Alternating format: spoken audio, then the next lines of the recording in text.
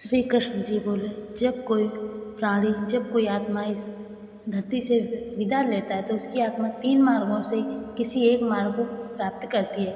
देवयान मार्ग जो पुण्य आत्मा होते हैं वे देवलोक जाते हैं। पितृयान मार्ग जो साधारण गृहस्थ जीवन जीते हैं वे पितृलोक में जाते हैं। अधो मार्ग जो पापी होते हैं वे नीच योनि में जन्म लेते हैं।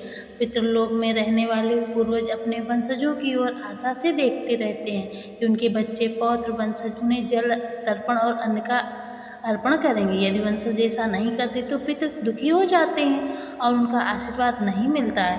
पितृ आशीर्वाद का प्रभाव भगवान श्री कृष्ण ने कहा, हे गरुड़, जब पितृ प्रसन्न होते हैं तो घर परिवार में सुख शांति, संतान और धन धान्य की वृद्धि होती है।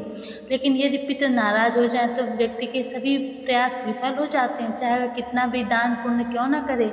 यदि पितरों को तर्पण नहीं दिया तो उसका फल अधूरा रह जाता है। इसीलिए पितृपक्ष में श्राद्ध, तर्पण और दान करना आवश्यक है। यह केवल एक कर्मकांड नहीं बल्कि अपने पूर्वजों के प्रति प्रेम और कृतज्ञता प्रकट करने का माध्यम है।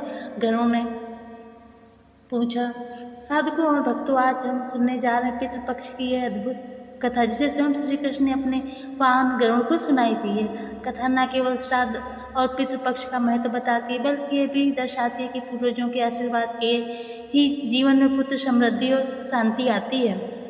एक दिन गरुड़ जी ने विनम्र भाव से श्री कृष्ण से पूछा, प्रभु, इस संसार में हर जीव अपने कर्मों के अनुसार जन्म लेता है, परंतु देखा गया कि कुछ लोग संतानहीन रह जाते हैं, कुछ के कुल का वंश आगे ही बढ़ता ही नहीं। इसके पीछे क्या रहस्य है? पितृपक्ष का इसमें क्या महत्व है? श्री कृष्ण जी मुस्कुराए और बोले, हे गरुड़, यह एक अत्यंत गूढ़ प्रश्न है। सुनो, मैं तुम्हें इसका रहस्य बताता हूँ। मनुष्य के जीवन में केवल देवता ही नहीं बल्कि उनके पूर्वज भी बड़े आदरणीय होते हैं। जब पितृ प्रसन्न होते हैं तो जीवन में सुख और संतान का वरदान मिलता है, किंतु यही पितरों का तर्पण, श्राद्ध और स्मरण न किया जाए तो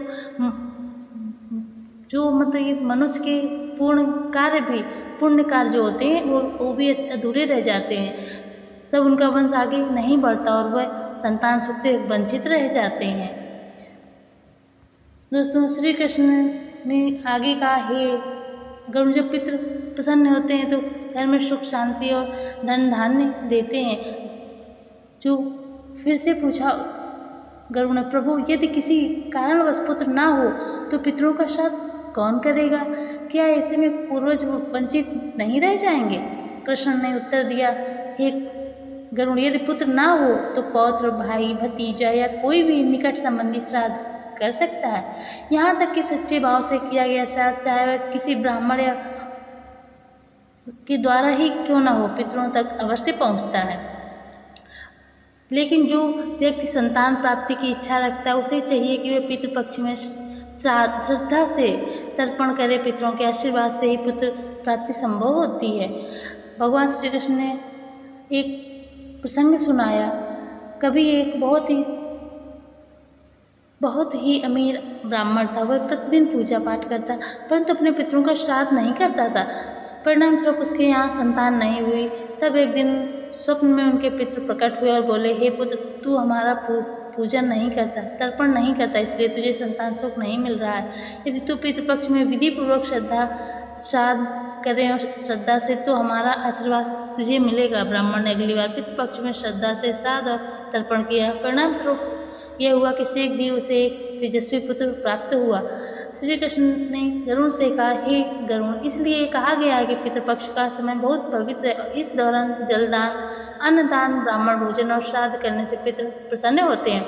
वे वंशजों को लंबी आयु, उत्तम संतान और सुख समृद्धि का आशीर्वाद देते हैं। यदि कोई इस काल में पितरों का स्मरण करता है तो उसके सारे संकट दूर हो जाते हैं। पुत्रवती स्त्रियाँ सौभाग्यवती बनती हैं और कुल का वंश आगे बढ़ता है। लेकिन जो इस काल को अनदेखा करता है उसे जीवन भर बाधाओं और कष्टों का सामना करना पड़ता है। कथा के अंत में श्री कृष्ण ने कहा, हे गरुड़, पितृपक्ष का पालन करना एक गृहस्थ का परम कर्तव्य है। यह केवल एक परंपरा नहीं बल्कि पूर्वजों के प्रति श्रद्धा का प्रतीक है। पितरों के आशीर्वाद के बिना जीवन अधूरा है, इसलिए श्रद्धा, तर्पण और दान अवश्य करना चाहिए। तभी कुल वंश फलता फूलता और मृत्यु के बाद भी आत्मा को शांति मिलती है। भाइयों और बहनों, यही है पितृपक्ष की वह पावन कथा जिसे स्वयं श्री कृष्ण ने गरुड़ को सुनाई। संदेश स्पष्ट है, पूर्वजों का सम्मान कीजिए, उनका तर्पण कीजिए, तभी उनका आशीर्वाद हमें जीवन के हर संकट से पार लगाएगा और हमारा वंश समृद्ध होगा। जो ये कथा श्रद्धा से सुनता है और पितरों के स्मरण करता है, उनके जीवन में सुख शांति और संतान की प्राप्ति अवश्य होती है। दोस्तों, यदि कहानी आप लोगों को अच्छी लगी तो please like, subscribe and share. सुनने के लिए धन्यवाद। राधे राधे।